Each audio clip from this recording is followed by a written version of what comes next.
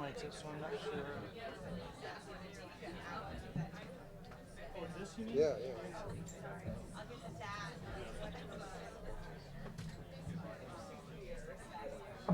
That's funny. I thought you meant the poster. I was No, confused. no, no.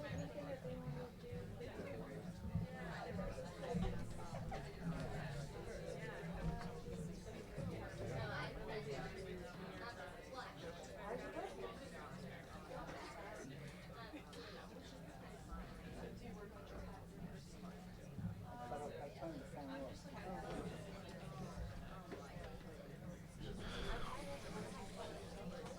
Good afternoon, everybody. Welcome to Politics and Prose. I'm Bradley Graham. I'm the co-owner of the store, along with my wife, Lissa. We're very pleased to welcome Susan Fowler to the store this afternoon. In 2017, and when Susan was 25 years old, she published a blog post that many of you no doubt recall. The piece, which was headlined Reflecting on One Very, Very Strange Year at Uber, described the harassment she experienced as a software engineer at the company, including multiple incidents of discrimination and corporate bullying, starting on her first day of work when she was propositioned by her manager. Susan's 3,000-word essay went viral, and Uber launched an investigation. Suddenly, what had been one of the fastest growing and most valuable companies in Silicon Valley found itself at the center of several ethical and legal scandals, culminating in the departure of the company's co-founder and CEO, Travis Kalanick. Susan's memoir, entitled Whistleblower, provides more disturbing information about just how hostile and chaotic Uber's workplace was. But Susan makes clear that she's less interested now in detailing what happened to her than in highlighting how she responded to the misconduct. She's determined to be the hero of her story, not the victim, or in the words of Isaiah Berlin, whom she quotes, a subject, not an object. Her book offers useful advice on dealing with harassment at work. Some basic lessons are document everything and complain repeatedly if necessary through proper channels. A review of Susan's memoir in the New York Times called it sharp and engrossing and said the book provides, quote, a powerful illustration of the obstacles our society continues to throw up in the paths of ambitious young women and the ways that institutions still protect and enable badly behaving men. After leaving Uber, Susan went to work for the payment processing company Stripe to establish and edit a software engineering magazine called Increment. She also published a book on computer programming. Nowadays, she's on the staff of the New York Times, which she joined in 2018, and where she's an editor in the opinion section of the paper. Susan will be in conversation here this afternoon with Liz Bruenig, who recently joined the New York Times herself as an opinion writer and previously wrote opinions at the Washington Post and before that worked at the New Republic. A piece of Liz's in the Post reflecting on the rape of one of her peers in high school and its aftermath made Liz a finalist for a Pulitzer in feature writing last year. Ladies and gentlemen, please join me in welcoming Susan Fowler and Liz Bruenig.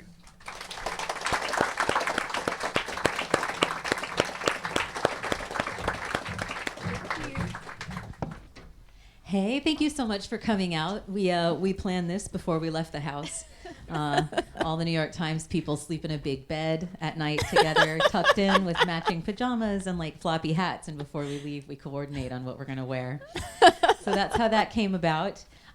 Really, this is a huge crowd. I have done quite a few of these events now. I love doing them because I love books and I love Politics and Prose. It's a great place in the community that I think serves a really vital purpose that nowhere else does. So thank you so much for coming out. And in all of the events that I've done here, I did one on Susan Sontag, that recent Moser biography, which is really fantastic. This is the biggest crowd I think I've ever seen.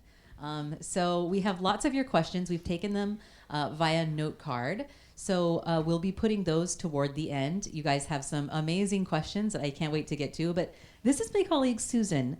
And Hi. Susan wrote the book we're going to be discussing today, Whistleblower. about her experiences at Uber. So I think she has done a really brave thing, and there have been some serious costs. And so we're going to talk through some of that. But I think the first question that I had, just getting right into Silicon Valley, let's go into it, is, what role do you think the climate of Silicon Valley itself played in setting up the context where Uber developed this issue with sexual harassment? That's a really good question. So I think there's like a spectrum of companies, and not just in Silicon Valley, but as we've learned in the last few years, as more people have told their stories about what they've experienced in the workplace and in schools and in government, there's a spectrum, right? So on the one hand, you have companies and institutions where there are still individual instances of mistreatment, like harassment, retaliation, discrimination, and those individual instances, they don't become like cultural systemic problems. They get escalated. Hi. Oh my gosh, I see so many friendly faces. Wait, I know a lot of you. Thank you for coming here today. So those individual instances then, they get dealt with, they're handled appropriately. Then you have Uber on the other extreme of the spectrum.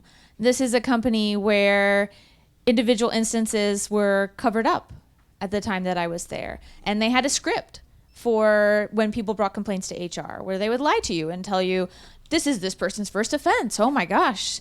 But, we can't punish them. And Uber is on the extreme. But I think that there's something going back to why in Silicon Valley, they kind of thrived in that, is because they had this culture of, we are the disruptors. We are the rule breakers. The rules don't apply to us. The laws don't apply to us. And they kind of had to do that in order to get the global foothold that they did. Disrupting taxi regulations. And then they kind of, some people within the company started to take that and say like, oh, wow, I'm going to actually apply these values, which is the rules don't apply to me. I don't have to care about doing the right thing. I don't have to care about treating my fellow human beings with respect. And they applied those to the workplace. And so not only were some of these people disregarding taxi laws, they were disregarding basic civil rights laws. And the culture of Silicon Valley at the time, and the culture of the, investing at the time, and this, crazy growth that was happening at this company, that was rewarded. And so they thought that that was the right thing to do. Yeah, so there were no consequences. It sounds like quite the opposite for tolerating that kind of behavior. And I wonder, so one thing that we hear a lot about with regard to Silicon Valley is this kind of climate of libertine sexual behavior, where I guess it's connected in some sense to this feeling of being disruptive and sort of remaking the world in a certain respect, that you receive anecdotal reports, let's say, of like every other person being very forthright about having a sort of no holds barred sex life. Do you think that in particular, that sort of cultural attitude that you hear about, one hears about in Silicon Valley, played a role in creating this kind of climate? That's a good question. I don't really know the answer. I think that, obviously there are quite a few people, probably a lot of people who, are, in Silicon Valley and have those beliefs, and they would never in a million years, think of, sure, I'm ever going to sexually harass somebody. But one thing that I did notice, perhaps related, perhaps unrelated, I'm not sure really the degrees here of, but, Silicon Valley is a place where disrupting tradition, disrupting the status quo was considered the right thing to do. And this kind of extended throughout, as I said earlier. Yeah. So there are these norms that are, in the way typically of this kind of behavior.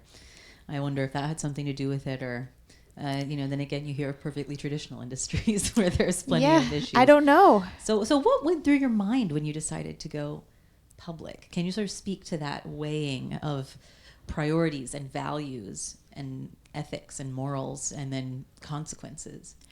So as I discussed in the book, Uber wasn't the first time that I'd experienced this kind of mistreatment. So, I was sexually harassed at Uber. I was retaliated against for reporting that harassment. I was discriminated against in some really weird ways. And many of my coworkers experienced the same things or worse. But that wasn't the first time I'd seen that.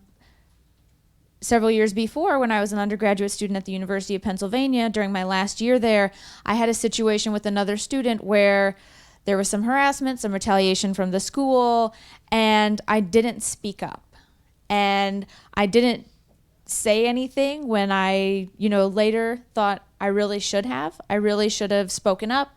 And I promised myself that I wasn't going to do the same thing again.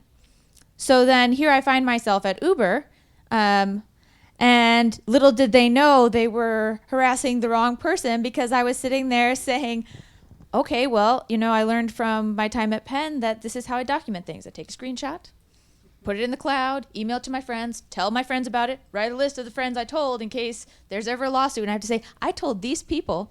Learned how to figure out what my rights were, my legal rights. There are laws that protect me and other people from this kind of mistreatment.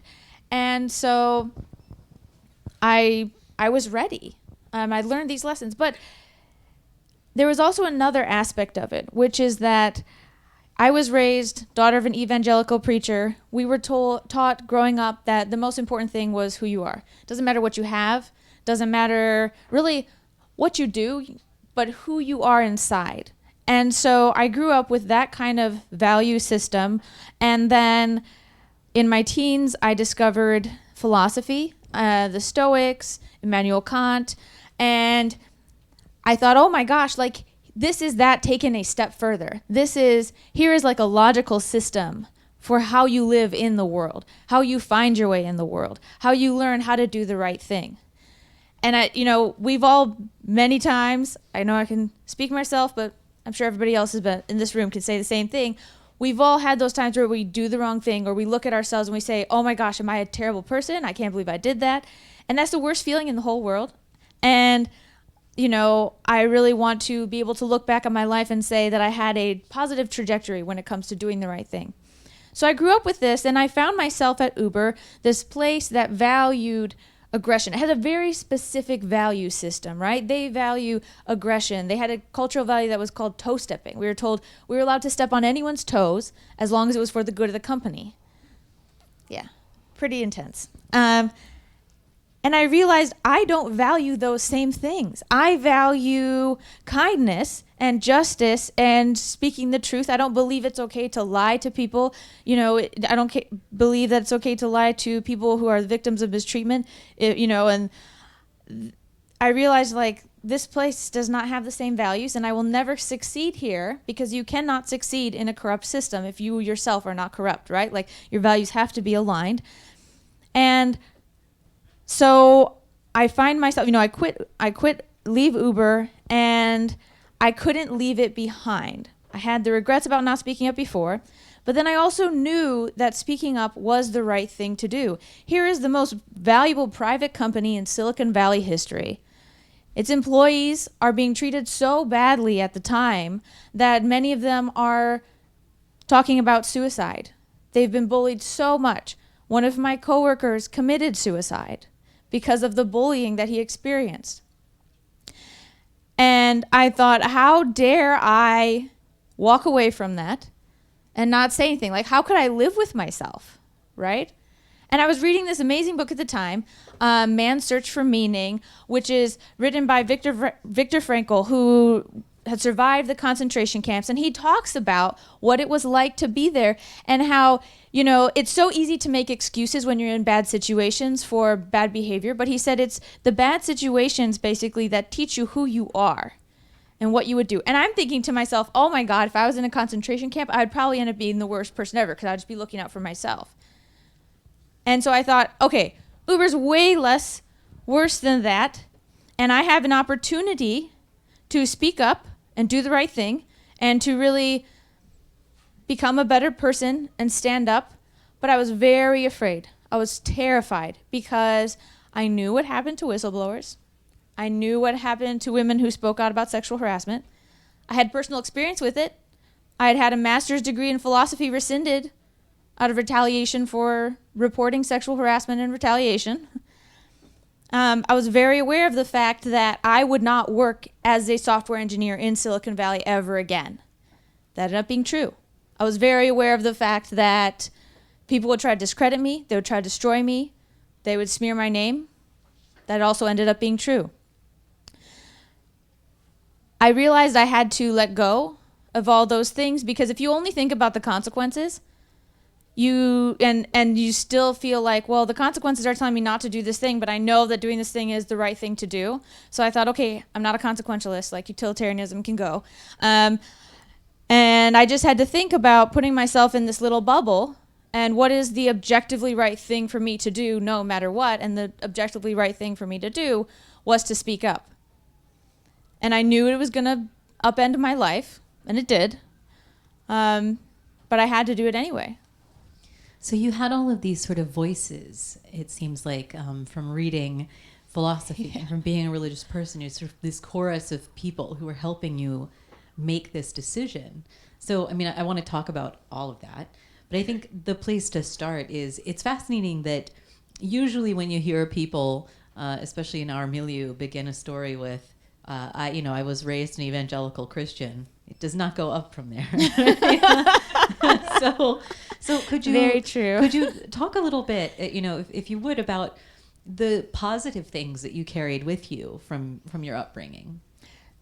So I watched my father, who was a preacher in a very small church in a very small town, stand up against things that he thought it was the right thing to do, to stand up for these things. But, the people around didn't understand. We lived in a completely white town, and there was a lot of racism at the time. And I remember him standing up at the pulpit every Sunday when our town was going through this crisis, and he would say, he would go up there, denounce racism, and like over and over again, despite the fact that people were not happy to hear that message. And it cost him members of the congregation. It cost him, that was the only way that we lived, was through the church, and he put it all on the line. And I saw him do it with that and so many other things time after time. And there was also, there's something wonderful about reading about people and learning about people who come from nothing, who by the strength of their character can make something of themselves and make a mark on the world.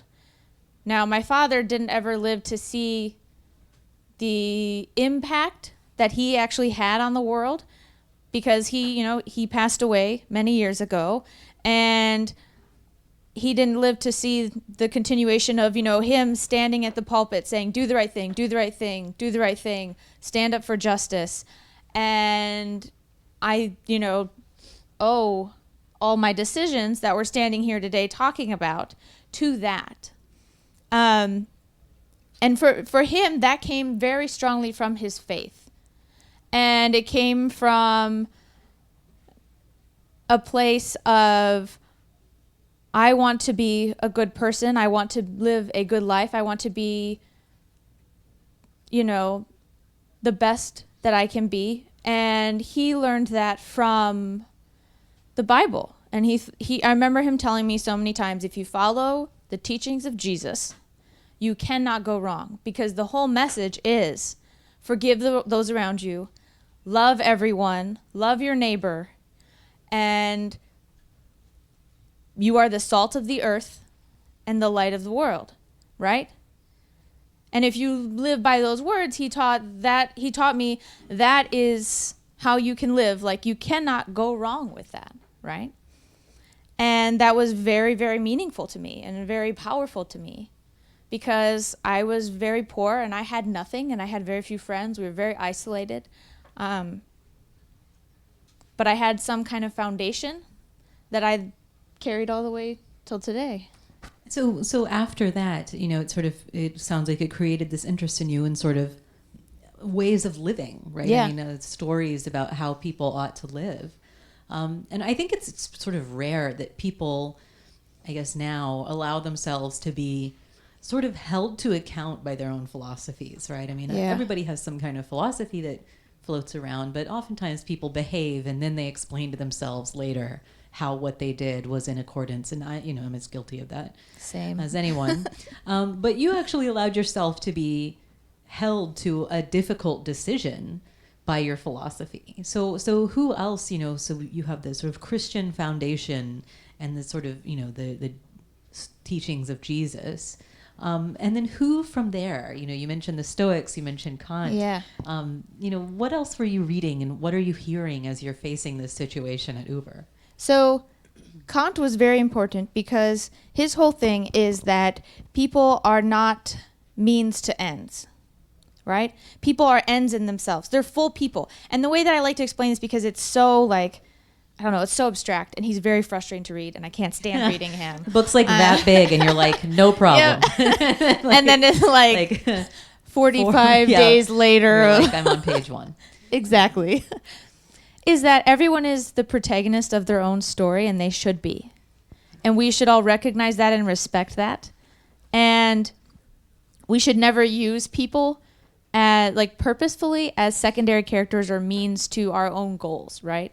And so the thing that was so destructive about Uber, and I remember reading Kant and being at Uber and being like, oh my gosh, this makes so much sense why this is so bad, is because the whole point of the way that Uber treated the employees was they are cogs in the machine. They're means to an end. They're how we dominate the world, and they're very easily replaceable.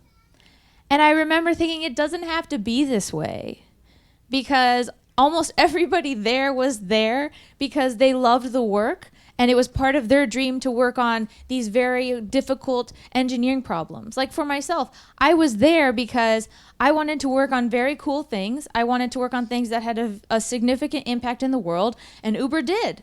Like, huge company. People are getting driven all over the world. It is very important that they don't get lost, that nothing happens to them.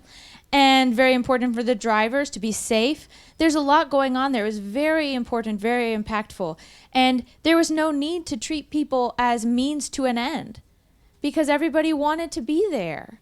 And so instead, if they had treated people with more respect and tried to help them achieve their goals of becoming better engineers, helping them build their careers, that actually works out in Uber's favor, right?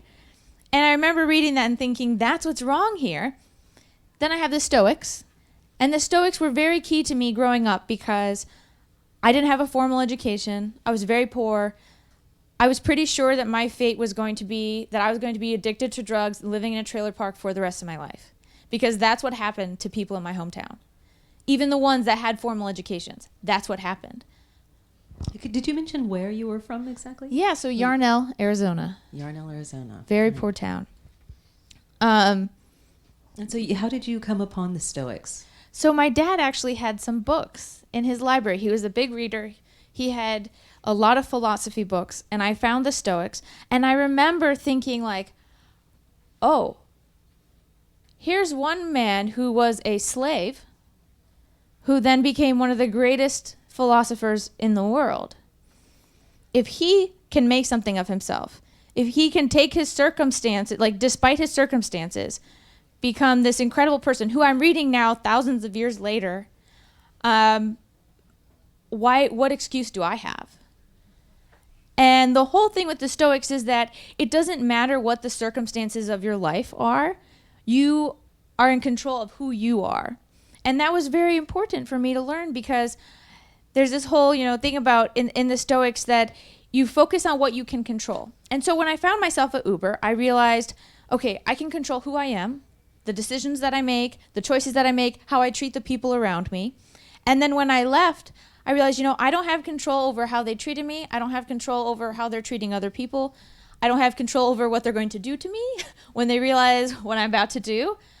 But I can speak up. I do have there's one thing that is in my control, and is that I can tell my story of what happened here. And so it was very helpful to have that framing. Do you feel more like who you are, having come through this kind of fiery forge?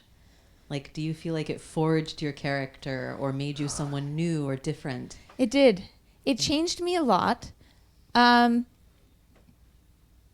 do feel like it's very easy to look back in retrospect and say, oh, I learned all these lessons because they were leading me to this spot. But I really feel like that happened. I really feel like there were these incomplete pieces of my story that would happen. And I would be like, why is this happening to me? What's going on here? Please let this be for some greater purpose. Otherwise, like, the world is too terrible for me to, like, figure out what I'm going to do here. And then after I spoke up about Uber and blew the whistle on what was going on there, I feel like things kind of kicked into place. Where I was like, all those terrible things that happened, each of those bad situations that I went through, they all kind of fit together in this way. And everything I learned ended up being something I absolutely needed to know in order to write the blog post that ended up, the CTO had to leave. They fired a bunch of very high-ranking employees. It was, I do feel like now I feel a sense of like wholeness. Yeah, it starts a new chapter. Yeah. So quite a few of you had questions about the sort of consequences of whistleblowing, and I know that's all an important epilogue to all of this. So, I guess I'll just open that up right here. What were the consequences of coming forward with your blog post, which was explosive and went viral and contained these very detailed and well-sourced allegations that resulted in this round of firings? Obviously, there were a lot of well-connected, very wealthy people who are not happy about that. So what happened next? So at first things seemed to be fine. And then I started to hear from friends and family members that were being contacted not just by the press, but by individuals who seemed to be very much not the press, who seemed to be, the way that some of my friends described was they seem like detectives, but they won't tell me what they're investigating. Obviously, they're investigating me. My social media accounts were, people would try to get into them. Someone hacked into my Facebook multiple times. My sister's Facebook was hacked. One of the most disorienting things was I would get calls from members of the press and emails that would have these rumors that they wanted me to comment on. Oh, can you confirm or deny, or do you care to comment on this thing we're about to run in print? Which I was like, what? You're going to do what? And it was stuff that was aimed at discrediting me, saying that Lyft, Uber's primary competitor, had paid me or blackmailed me or bribed me into writing the blog post. Totally false. They went after my husband. There were a lot of rumors that were aimed at discrediting, hurting him and saying that he had done something. There were some that said that I was a terrible writer and there was no way I could have written it myself, and someone else, whether, one of Uber's competitors or I feel investors. that way about my own stuff sometimes. It's mostly editing. But then there were worse things. There were more hurtful things, and there were some that the most ridiculous one was the one that said that someone asked me, going after my character, it's so easy if you want to discredit a woman, the easiest thing to do is say that she's promiscuous, right? So they would say that I had been involved in these Uber orgies that these managers were doing. And I was like, really? That doesn't really sound like me. Not quite sure. Not great at parties. No, I'm really not. Yeah. The worst thing, though, was being followed. I was followed on foot. People would walk behind me from my workplace to my house, from my house to my workplace. There were cars that would follow me. I'd see the same car. That was really scary, especially because in the late spring, I found out I was pregnant. And, then it wasn't just me. I was like, if somebody hurts me, and people were warning me, friends in the tech industry were saying, you have to be careful. I wouldn't be surprised if somebody tries to kill you, because tens of billions of dollars were at stake. And I became very afraid for my life. I became very afraid for the life of my unborn child. And that made me even more fierce. So I'm like, actually, the more things you do to me, the more that just makes me want to speak out even more. So it was kind of counterproductive on their end, whoever was doing it. I believed it was Uber, but I didn't have any proof to back it up. But then later, after the CEO left and the new CEO came in, I just straight up asked him whether Uber still had private investigators following me. And he said he had killed all that crap, which was confirmation to me. Like, you don't say that, you know. Yeah, you can't stop things you haven't started. Yeah. So let's turn to some of the questions that I think we'll get into greater detail. When did you first think to write about this? And like, what compelled you to hit publish? Which, I mean, I guess we've talked about that latter question a bit, but sort of when did you, in the process of having these things happen to you, think, you know, I've been through this before. I told myself I was going to respond this time. Was it right off the bat? Was it a little down the line? So it was around the time of, there's this now famous leather jackets incident that happened where the engineering department I was in, they bought leather jacket. They said they're going to buy jackets for everybody in the department. They ended up, you know, telling us they were only going to buy them for the men because they got a bulk discount on the men's jackets. And there were so few women in the department that they couldn't get the same bulk discount for the women's. But it would be so unfair to the men if the women had more expensive leather jackets. So they said, okay, we'll get the men these, but sorry, not the women. That was the first time I was like, this is so ridiculous. And I have all these screenshots. I have to write about this. I have to do something about this. And it seemed obvious to me to write about it because my whole life has been shaped by stories, like in books that people share. And so I was like, well, why wouldn't I write about it? That seemed like the obvious thing to do. And my you know, confidence that this was the right thing to do and my conviction that I was morally obligated to do it, not just that I could do it, but that I had an obligation to do it, just grew from there. Do you think that you'll ever return to programming or coding in that industry or otherwise? Nope. I think even if I wanted to, it wouldn't happen. Do you still do it for your own purposes? I mean, I don't. You don't at all? No, it's actually like anytime I've tried, I actually get really anxious because I remember sitting with my managers and them yelling at me while I was trying to write code. And it was just like such a horrific experience that I just associate it with like this weird abuse that I experienced. Has your experience affected your everyday attitude? What did you do to recover from being in that toxic environment? And I guess that's one of the answers is that some things you did before you now don't do. But can you say a little more about that? So I also had to do a lot to kind of work on myself to make sure that I could build up my confidence again. And a lot of that was reading. And I read a lot of Fred Rogers. So there are these like great little Fred Rogers books that have these like really short, just like sayings from his time. And they're so amazing because it was exactly what I needed to hear. Like I felt like a very scared, very traumatized child, basically.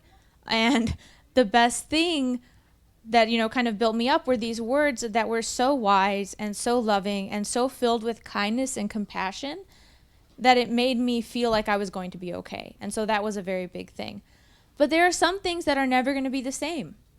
You know, I've left behind software engineering. I left behind physics. I'm not welcome in these fields. I had such a horrific experience with the aftermath that I'm always looking over my shoulder, basically. That's the only way I can describe it. I'm very careful about the things I say. I am very careful about who I let into my life because I had these really terrible experiences where in the months following the blog post, I would confide in someone that I thought was my friend. And then a few days or weeks later, I would have a reporter call me and say, oh, we heard from a source that you said this. And that was really horrifying. So I'm definitely more isolated, more private than I would have been otherwise. Yeah. What did you do to sort of keep going and not give up when you were faced with, all of the hostility that came your way? Well, I was very lucky because I was falling madly in love with my husband at the time. He's now my husband at the time. And so I had this wonderful relationship that was blooming, and we were like head over heels. It was amazing. We still are head over heels. I also had some very close friends who I talk about in the book who I'd known for a very long time who were there for me. And then also I had my family. And, I would call them and I would tell them, and it was about what was going on. And it was a great sanity check because they'd be like, what the hell is going on over there? Because it was so weird. And, I was surrounded by people who were telling me that the way things were was normal. And then I would call my family and they would just be like, that's not normal. Was it important for you? I mean, and does it remain important for you being, you were part of Silicon Valley then, and now you have a job with the Times, which is, maybe also an institution that's unlike any other in a lot of ways. And the sort of East Coast media ecosystem is also its own. It's its own thing. And so I'm often grateful for I'm from Arlington, Texas. So my family is still there, and it can be a nice reality check on this stuff not being the whole world. Does that remain important for you? It does. I talk to them all the time because I think, if I ever find myself not talking to them for a long period of time, that tells me that there's something very wrong. Yeah, well, a good friend of mine that I contacted after I got this job was like, I heard you had a new job. What are you doing now? And I was like, I really appreciate that. Don't worry about it. I don't do anything in particular. So why did you choose to do events and discuss this publicly? I mean, doesn't it? Do you still have that kind of chill that goes through you when you do things in public? Or I do. I'm very terrified. The PMP crowd is great. You guys are amazing. Yes. I'm very nervous about things, and I'm also a very shy person normally. I think, I grew up homeschooled. I really am the stereotypical and have been the awkward homeschooled kid who's not socialized. That's a real thing. And so I have just that kind of all of that too. But I spent 2 years working on this book, and I saw the impact that my blog post had. I've heard from literally thousands and thousands of men and women all over the world who have said, thank you for sharing your story. This happened to me. I'm so glad I'm not the only one. I'm so glad I'm not alone. You are not alone. And I thought, this blog post is not even close to the whole story. And if I share the rest of my life story with people, maybe that will help them out too. And there was this whole situation with the University of Pennsylvania. And, I'd heard all these stories in the last few years from people who've been in academia, and they'd say, oh, I know that you're not talking about academia. I know you're talking about Silicon Valley tech companies, but I experienced something similar at this school. And I'd be thinking oh my God, if I'd only just spoken up earlier, maybe they wouldn't have been in this situation. So this is also me trying to right that wrong. If that makes any sense. Yeah. So this question sort of is a good follow on there. Do you have peers that similarly got into college, all on their own, or who have similar backgrounds? I mean, what defines your peer group? That's a really good question. I have a lot of peer is an interesting question because I don't really know the answer to that one. But I have a lot of friends and a lot of people that I've met who have faced similar odds. My best friend, Shalyn, who I talk about in the book, you'll meet her in the book, she similarly came from poverty. She had to fight her way very hard to get into college. She's doing a PhD in history now. She's a complete genius. My siblings have all worked very, very hard to get educations, and they've done very well. They're all way smarter than I am. And so it's really, I think our stories are not that uncommon. I think that most people do have to fight for something at some point, whether it's an education or, to be respected, to be treated fairly. And so, we're not alone. Yeah. So do you find it hard to find someone who feels like you? The thing is I don't, because I've met so many people, that have had experiences of being mistreated and either, standing up for themselves or not being able to, or being silenced when they tried. And I feel like those people are like me. I look at them and we have this bond now over this really, terrible thing. But we're not alone, and it's really powerful. What advice would you give to someone who is thinking about going into the tech industry? Don't let my experience stop you, but be very prepared. Know your legal rights. Pay attention to what's going on in the news, because these things eventually get reported on. Learn how to document things and protect yourself. The best thing I can do is say, screenshot it, put it in the cloud, put it in 2 clouds, email it to your friends. Make sure it doesn't get lost, and tell people about it. And if all else fails, get a lawyer. And one of the things I hear a lot is, I don't know how to find a lawyer. Where would I go? So contact your local bar association. They will refer you. The resources are out there. Don't be afraid, but be prepared. I just have one to tack on. So what if it were someone going into journalism? Ooh. What advice would you give? Document. Know your legal rights. Google the heck out of these things. Yes. Always be prepared. Do you regret being a whistleblower? There are some days when I do. There are some days when I say, I have worked so hard to be recognized for things that I accomplished, like, software architecture. I wrote a book about software architecture. I really wanted to be a physicist. I really wanted to be an architect. I really wanted to be a violinist. I tried to do a lot of things. Failed at almost all of them.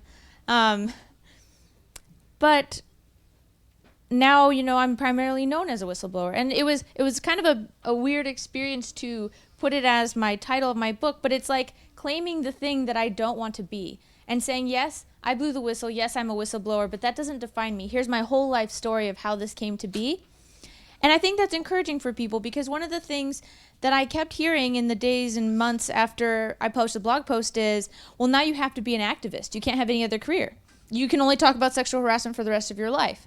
Some people, they want to advocate. For me, I'm the kind of person who likes to work in the background, and I would rather be quietly working on things. Hence, being an editor is great for me, because then I get to be, in the shadows, but still working on things that are highly impactful. And so it was very scary to me.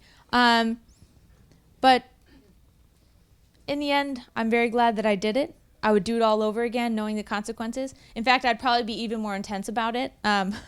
If you could change the way you went about it, what would you change now, knowing what you know?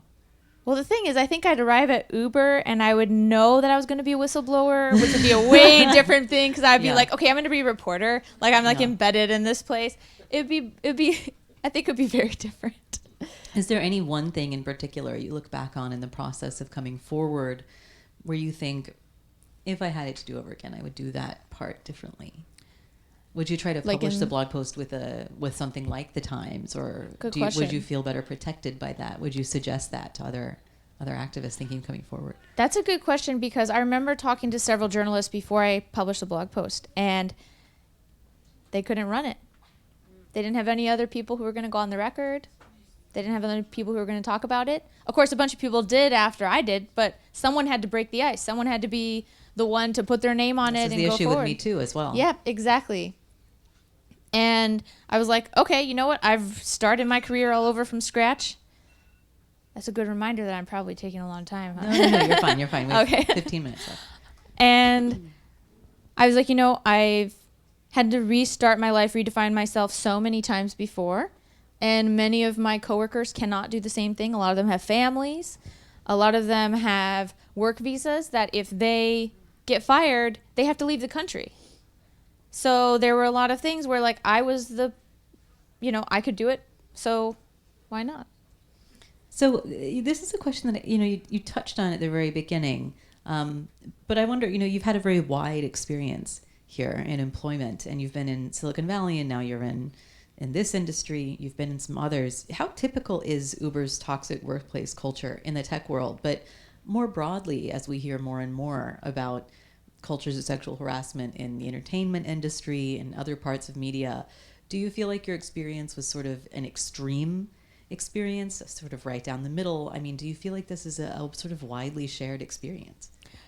So I think we've learned in the last few years, as you mentioned, it's not just a tech industry thing. And I knew that coming in, because I remember thinking that it wasn't like something special, like specific to academia, and then coming to tech and being like, oh, it's not just academia, and then saying like, oh, okay, it's academia and it's tech. Okay, that really sucks, but at least it's just those two. And then hearing all these other stories from men and women who were speaking up in, there was a lot of voices coming from a lot of different places who had experienced the same sort of thing that I had, and me being like, oh my God, this is like systemic to our culture. Like, this is a huge problem. And it's not that it's not happening in certain industries. It's that people are being silenced, or people are afraid to speak out, or people maybe don't know that this is actually wrong. One of the things I hear all the time is like, wait, sexual harassment is illegal? I say, yes. People are not supposed to do that to you. And there are laws that protect you from that, but they don't know. And so it's kind of hard to say how bad it is. I think Uber is a really, extreme example, because I've heard of a lot of other companies, and I've worked at other companies where that kind of stuff would never become that, it wouldn't become this like rot in, that kind of permeated the entire company. But I think the unfortunate truth is that it's very common in our society. Yeah, and it seems like that might be changing. I mean, I hope. What is your view of sort of the impact you have had, and you coming forward at the same time as Me Too was unfolding? Do you feel like there's been a sea change? Do you think that's going to continue to move in the right direction? I really hope so, but I don't know for sure. I think one of the things that is really important is that, media is covering it more. Journalists are covering these things more. More people are willing to and able to stand up, to go on the record, because they have, a precedent to look at. Because for a while, it wasn't that women weren't speaking out about this. It was that they were just silent so intensely that, like, we didn't hear from them very often. And when we did, the consequences they faced were pretty horrific. And so, I faced horrific consequences, and I survived amazingly, thank God. But the more people that speak up, the more that, you can't silence thousands and thousands of people who are all speaking at the same time. And so I think the more that we stand up, and the more that we say it's actually normal and good and right in our society to speak up about these things, I think that it'll change. I hope that it'll change. It has to change. I won't let it not at this point.